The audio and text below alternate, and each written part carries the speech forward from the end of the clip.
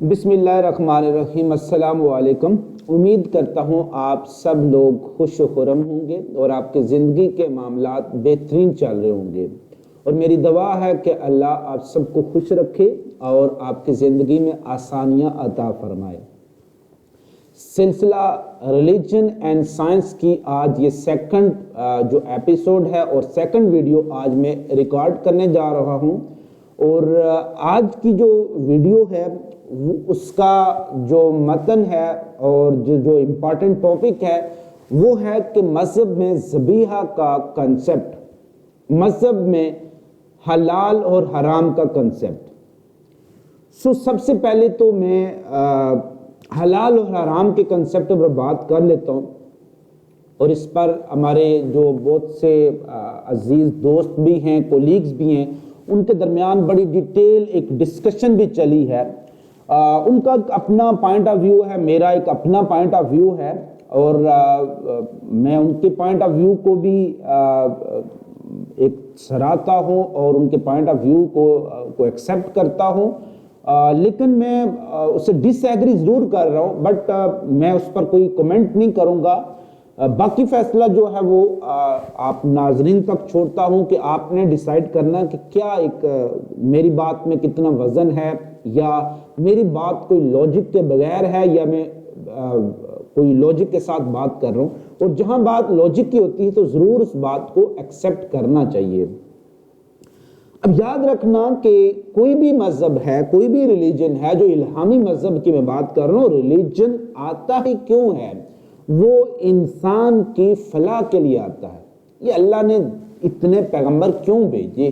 تاکہ انسان کو سیدھے راستے پر چلائیں۔ دیکھیں، انسان کو اگر آپ گائیڈ لائن چھوڑ دیں گے نا، انسان پر سے رہنمائی ہٹا دیں گے نا، تو انسان سے بڑا وحشی درندہ کوئی نہیں ہے، انسان سے بڑا وحشی درندہ کوئی نہیں ہے۔ میں ہمیشہ بات کرتا ہوں کہ دو چیزیں آپ انسان سے ختم کر دیں، ایک قانون کا ڈر یا خدا کا ڈر، اس سے بڑا ظالم کوئی نہیں ملے گا۔ یہ دیکھیں چھوٹے چھوٹے بچوں کے ساتھ جو زیادتی کر رہے ہیں، نہ ان کو قانون کا ڈر ہے نہ خدا کا ڈر ہے، تو یہ دو ڈر ضروری ہوتے ہیں۔ تو اس لیے گائے بگائے اللہ تعالیٰ چونکہ انسان کی فلاح کے لیے جو بھی چیز لاتا ہے تو انسان کی بہتری کے لیے لاتا ہے۔ اللہ تعالیٰ کہتا ہے کہ مجھے سیدھے راستے پر چلانے کے ہمیشہ دعا کرتے رہو۔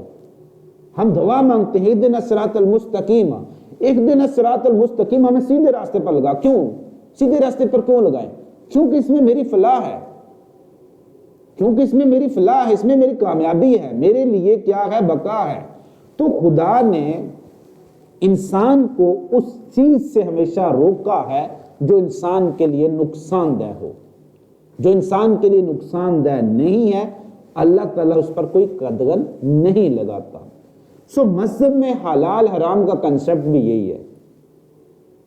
آپ قرآن کی ایک آیت ہے جس کا مفہوم بیان کرتا ہوں، کہ جس میں خدا کہتا ہے کہ ہے ایمان والو، تم پر شراب اور پانسے کے تیر حرام قرار دیے گئے، چونکہ ان میں نفع بھی ہے اور ان میں نقصانات بھی ہیں، اور ان کے نقصانات ان کے فائدوں سے کہیں گنا زیادہ ہیں۔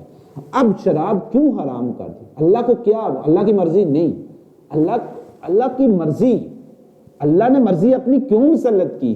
اس کا مین آبجیکٹو کیا آتا ہے؟ انسان کی فلاح۔ ورنہ آپ شراب پئیں نہ پئیں، اللہ کو اس سے کیا ہوتا ہے؟ فائدہ نقصان تو آپ کا ہے نا۔ تو اللہ نے شراب کو یہ بالکل کلیئر لاجک کے ساتھ کہا ہے کہ اس میں فائدے بھی ہیں۔ شراب بہت سی، آپ الکوہل کو یوز کر رہے ہوتے ہیں، بہت سی میڈیسن اس سے بنتی ہے، اس میں فائدے بھی ہیں نو ڈاؤٹ، بٹ اس کے نقصانات جب فائدوں سے زیادہ ہیں نا، تو پھر اللہ نے کہا کہ آپ پر یہ حرام قرار دی گئی۔ تو اسی طرح سے ہر چیز، آپ مذہب میں خنزیر کو حرام قرار دیا گیا، کیوں؟ یہ پلید ہے، یہ اس کی خوراک کیا ہوتی ہے؟ اس کی خوراک ہی کھاتا کیا ہے؟ یہ ایک اسکوینجر ٹائپ ہے، ڈیٹریٹس وورس ٹائپ ہے، اومنی وور میں آتا ہے، یہ ہر طرح کی چیز کھا جاتا ہے، گند بلا کچرا کھاتا ہے، گندی چیزیں کھاتا ہے۔ جب یہ گندی چیزیں کھاتا ہے نا، تو گندگی کے اندر جراثیم بہت زیادہ ہوتے ہیں، ٹاکسک قسم کی فنگس ہوتی ہیں، بیکٹیریا ہوتے ہیں، سیپروبک بیکٹیریا ہوتے ہیں، اور ان سے پیدا ہونا ٹاکسن ہوتا ہے۔ یہ بیکٹیریا اس کی خوراک کے تھرو اس کے کہاں چلے جاتے ہیں؟ اس کے بلڈ میں سرایت کر جاتے ہیں۔ اب سائنس دیکھیں کہ جب ترقی کی ہے تو سائنس کو پتہ چلا کہ P code be a source of hepatitis E फैलाता है जो पिग, पता नहीं इसके अलावा और क्या क्या फैलाता है। आप जब चैप्टर नंबर 10 किंगडम एनिमलिया पढ़ते हैं तो बहुत से जो पैरासिटिक वर्म है वो भी इसको एज ए होस्ट बनाते हैं, तो उसके गोश्त के लिए वो वर्म आपकी बॉडी में जाएंगे, तो इसका गोश्त अल्लाह ने हराम करार दे दिया। याद रखना मजहब में कौन कौन सी चीजें हराम हैं। मजहब में तमाम कार्निवोर्स हराम है। अल्लाह ने खून को हराम करार दिया गया, अल्लाह ने आप पर खून को हराम करार दिया गया। क्यों? खून को क्यों हराम करार दिया गया? मैं रीजन बताता हूं। आप अगर साइंस के स्टूडेंट हैं तो आपको पता, हम ये पेशाब खारिज करते हैं ना, अगर साइंस के नहीं भी हैं, आप पेशाब करते हैं तो पेशाब में क्या होता है? यूरिन होता है, यूरिया होता है। Urea is very toxic, urea is very toxic. ये पेशाब इसीलिए बनाया जाता है कि ब्लड में से यूरिया को निकाला जाए, वरना आप मर जाएंगे। तो जब इतना जहर किस में मौजूद है? पेशाब में मौजूद है, तो इसलिए हम उसको निकाल लें। तो ये यूरिया किस में होता है? ब्लड में होता है। तमाम किस्म के जर्म्स किस में जा रहे होते हैं? ब्लड में जा रहे होते हैं। तमाम किस्म के टॉक्सिन किस में मौजूद हैं? ब्लड में मौजूद हैं। अभी आप देखें ना, ब्लड आप ट्रांसफ्यूजन करते हैं ना, तो ये जो होता है, जो ब्लड आप किसी दूसरे को ट्रांसफर करते हैं, जिंदगी बचाने के लिए सिर्फ इसको हलाल करार दिया गया, अदरवाइज खून हराम है। अब ब्लड ट्रांसफ्यूजन के बाद भी आप साइंस ये कहती है कि जब भी आप खून लें तो स्क्रीन करके लें कि उसमें कोई जानलेवा मोहलक मर्ज तो नहीं है, इसलिए ब्लड हराम है। और कोई भी एनिमल जो गोश्त खाता है, क्योंकि गोश्त के अंदर ब्लड भी होगा, वो कार्निवोरी करता है, डायरेक्ट कार्निवोर कोई भी आपके मजहब में हराम है। कोई भी कार्निवोर आप इस्तेमाल नहीं करते हैं, शेर को नहीं खाते हैं, आप कुत्ते को नहीं खाते। क्यों? कार्निवोर क्या करता है? डायरेक्ट दूसरों का खून खा रहा होता है, खून पीता है, ब्लड समेत पी जाता है।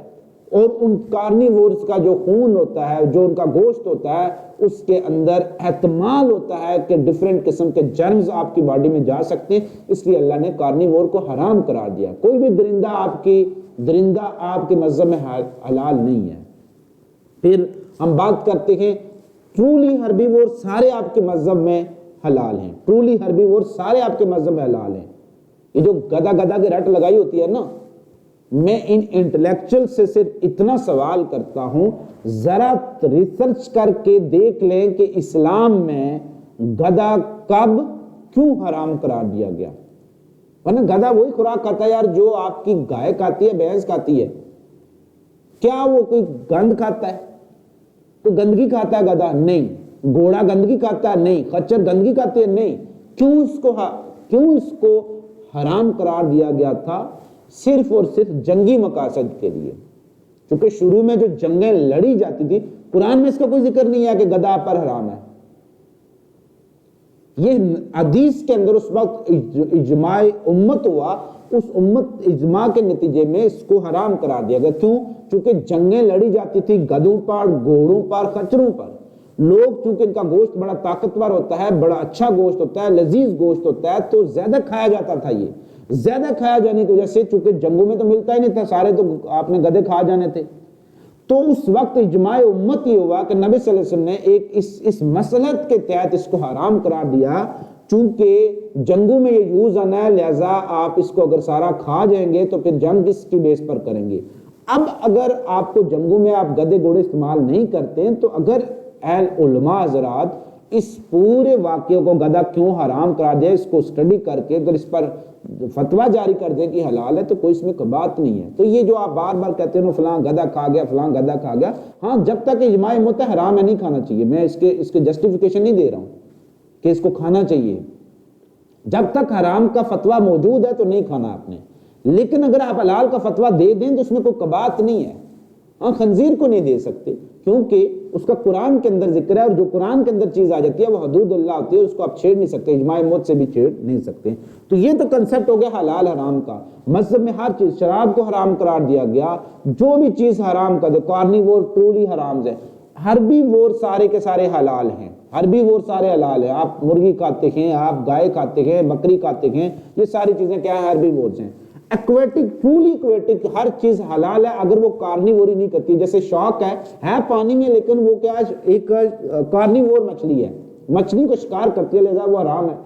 तो ये कुछ कंसेप्ट है मजहब में हलाल हराम के, और अल्लाह ने किसी भी चीज को अगर आप पर हराम करार दिया है ना, तो उसकी रीजन آپ کا فائدہ ہے اور اللہ کا کوئی فائدہ نہیں ہے اس میں.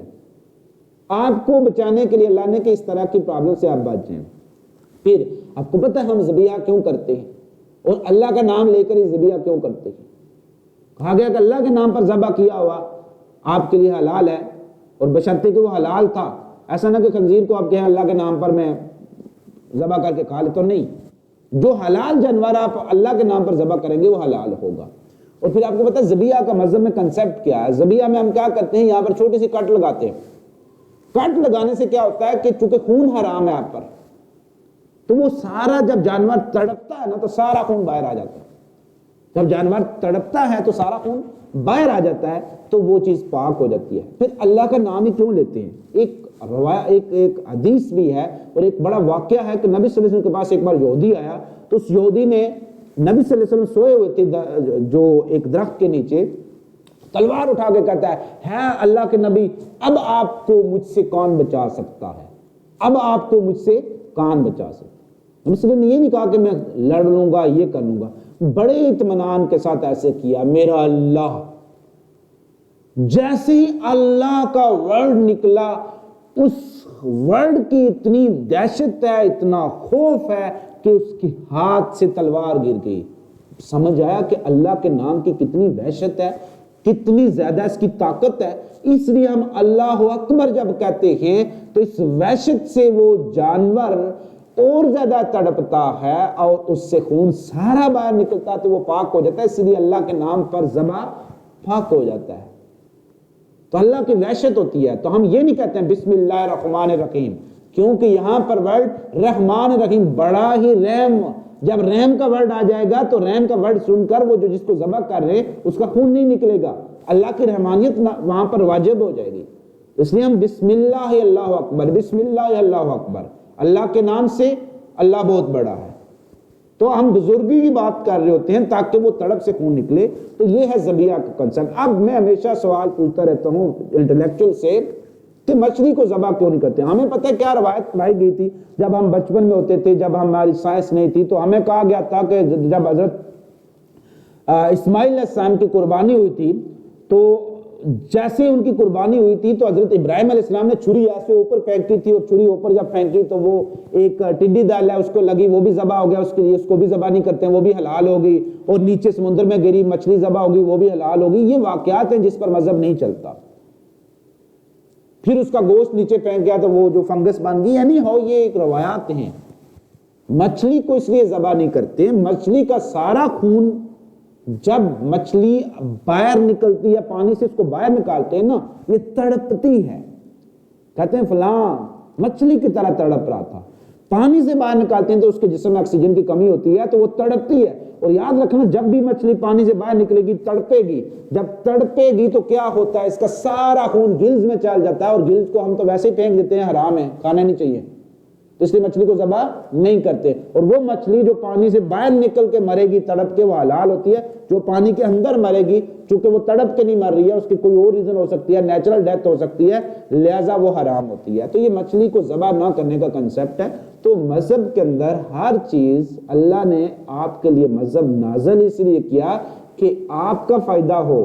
یار مذہب کوئی سیپریٹ چیز نہیں ہے. مذہب کی جتنی بھی چیزیں ہیں ان کی چھوٹی سی ریسرچ کو سائنس کہتے ہیں. ایک چھوٹا سا پہلو ہے. جو ریسرچ ہوتی جا رہی ہے وہ سائنس بنتی جا رہی ہے. جو ریسرچ ابھی تک نہیں وہ سائنس ہر جگہ ایگزسٹ کرتی ہے، ہر جگہ ایگزسٹ ہے. ہاں ہمارا نالج ایگزسٹ نہیں کرتا. سائنس ہر جگہ موجود ہے کہ اس کائنات سے باہر کون سی کائنات ہے، کیوں حدود اللہ سے ہم باہر کون سی حدود ہیں. یونیورس کے باہر بھی ایک یونیورس ہے، وہ سائنس ایگزسٹ کر رہی ہے لیکن اس کا نالج ہمارے پاس ابھی تک نہیں پہنچا. ہوپفلی آپ کو آج کے اس ویڈیو سے کچھ نہ کچھ سمجھ آیا ہوگا اور اپنے کمنٹ سیکشن کے اندر کمنٹ ضرور کیے گئے. برائے مہربانی فتوے نہ لگایا کریں یار، ہمیشہ لوجیکلی بات کیا کریں. اگر آپ میری بات سے ڈس ایگری کرتے ہیں تو آپ ڈس ایگری کریں. اب بڑے مہذب طریقے سے ڈس ایگری، میں آپ سے ڈس ایگری اگر باتوں پر کرتا ہوں تو بڑے مہذب طریقے سے یار میں ڈس ایگری کرتا ہوں. تو فتوے نہ بانٹا کریں، یونائٹ ہو آج کے محبت سے، پیار محبت. انٹلیکچوئل ہمیشہ پیار محبت سے بات کرتے ہیں اور ہوائی باتوں پر نہیں چلتے ہیں. تو اپنا بہت زیادہ خیال رکھیے گا، خوش رہیے گا، خوش رکھیے گا، دعا میں یاد رکھیے گا. ملیں گے ایک چھوٹی سی بریک کے بعد. اللہ حافظ، اللہ نگہبان۔